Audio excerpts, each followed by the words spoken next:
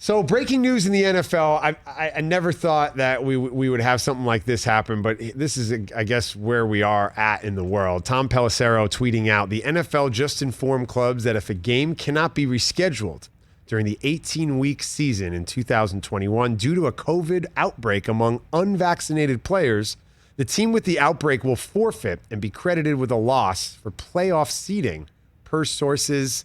Massive implications. What were you guys' thoughts when you saw this tweet come across from Tom? Well, my first thought was, great, good. I mean, we should be encouraging people to get vaccinated. You don't want to do it. I guess that's your own personal choice. I think that you should. The league can't mandate players to get vaccinated because that would require a change to the collective bargaining agreement. They can mandate anyone in the building, though, coaches, personnel, people, et cetera, et cetera. So they're going to try to get the players to get vaccinated any way legally possible, and this is a way to do it. That was my first thought. Yeah, I mean, how many games were there last year were postponed because of outbreaks? 4 or 5, a handful were. There was a good amount last year. Postponed, rescheduled. I mean, we had games on every night of the week last week, right? We had a Monday night, obviously. We had Tuesday night football. We had Wednesday night football. Saturday, there were games on every single day. So, yeah, there were a lot of games moved. Yeah, and I remember the one that felt like maybe it's not even going to happen was there was a Steelers game. I think they were still undefeated at the time against the Ravens. I think played on a Wednesday. They finally were able to figure it out. Well, remember the 49ers played on Monday Night Football with no wide receivers. They had like 4 or 5 guys in one group not able to play, and they still played the game. So, and that adds a whole other level of danger to the players. I remember there was a Denver game where they didn't have any quarterbacks. Right. Remember that? And it was just really kind of scary out there. Yeah. But this is a huge deal, and it'll motivate, I think, some of the players to go out there and get vaccinated. Hope so. I think it'll definitely inspire more fluid conversations between the teams and their players. Like you said, the collective bargaining agreement didn't have COVID-19 protocols as a part of it, obviously, as that didn't exist yet in the world. So will this get teams to 100%? I don't know, but it definitely changes the dynamic in the locker room. It changes the peer-to-peer conversations, and I think that's ultimately what moves things in the right direction is things getting out of the shadows and people talking about them.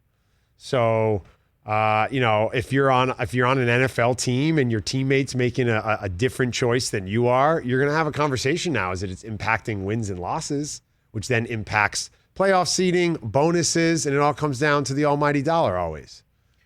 Yeah, Cole Beasley has become the face of the unvaccinated NFL player. I wonder how much this is dividing locker rooms and dividing camps as we get back into football here. Because if the game doesn't get played, do you get your game check? I don't know. Right? You see, that's the thing that's going to divide the locker room when it comes down to money. Right. This is an interesting move from the NFL because they're having to color within the lines, like you said, Brockman, not having the jurisdiction over the players to simply say you have to do this. Right. They can't legally do that, so they're trying to find ways to impact the culture surrounding their game. And this news from Tom Pelissero, if you're just tuning in, breaking now, Ben Lyons in for Rich on the Rich Eisen Show. NFL teams informing clubs that a game that cannot be rescheduled during the 18-week season. And that's the interesting part of the language there, too, from Tom, is that if it cannot be rescheduled, that means there could be an outbreak with unvaccinated players, and they could reschedule it. Right. That means those players perhaps don't participate in the game, but the game itself goes on. What happens if you have a situation where you have 2 teams? Let's say, again, it's the Ravens and Steelers, and you have unvaxxed guys on both teams who get COVID. Now both teams are in the protocol, and do both teams get a loss if they can't reschedule the game? Hopefully this is all stuff that nobody has to deal with. Yeah. Obviously, we hope this never has to actually happen. Yeah, this is break glass in case of emergency, and we hope it doesn't get Ben, to this. And you've said it a few times, the key word in this whole NFL statement here is unvaccinated.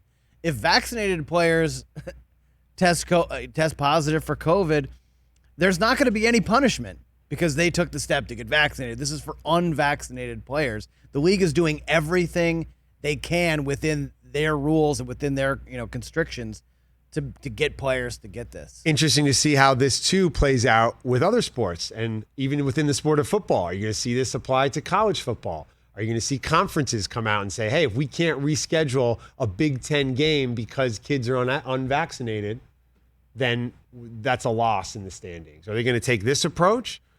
You know, you don't get to play as many games in college. You maybe never get to play football again later on in your life. Do you see Major League Baseball adopting something like this down the pennant race, down the stretch of the season as we head towards October? It seems like all the leagues should do this. You know, as always, WNBA leader of the pack. I think 99% of the players vaccinated in that league. Yeah. 144 women, always leading the charge in whatever the issue of the day is. Man. Yeah, it's interesting just reading some of the comments and some of the quote tweets from the blue check marks out there about this. Do you think this is going to lead to nefarious club behavior of not disclosing their positive tests? Well, you're a Patriots fan. Why don't you tell us about how a club might behave in a situation like this? Sure, and I'll totally own that. Like, I think it's possible, right? Like, if you have an outbreak of unvaccinated players and you know that you're going to have to reschedule and it can't be rescheduled and you're going to take a loss, what is your incentive as a team to disclose this information other than the fact that, you know, it's morally? I bet you the NFL's got COVID protocol officers that watch that. I wonder if we're going to see I don't think people try to skate around this in some way. Do you think that when players do introductions, when the game starts, Chris Brockman, linebacker, Syracuse, vaccinated. You think you start seeing players do that? You might. Maybe. It wouldn't surprise me. Man, This is nuts. I mean, I applaud the NFL for trying to do whatever they can to make sure it's the healthiest environment for playing games. As we saw last year, just, you know, they got it through it, but it wasn't easy. I still can't believe we had a football season last year, but we did it. That's the thing to kind of keep in mind as we continue on the show, as we continue on this week, and as we continue on in the sports world in 2021, that just the pageantry of putting on these games that we love and we debate and we analyze has been such a massive undertaking for so many people. You heard Cassidy Hubbarth yesterday on this show talking about just the fact that the NBA was able to put on a season and crown a champion. That in itself deserves a championship title.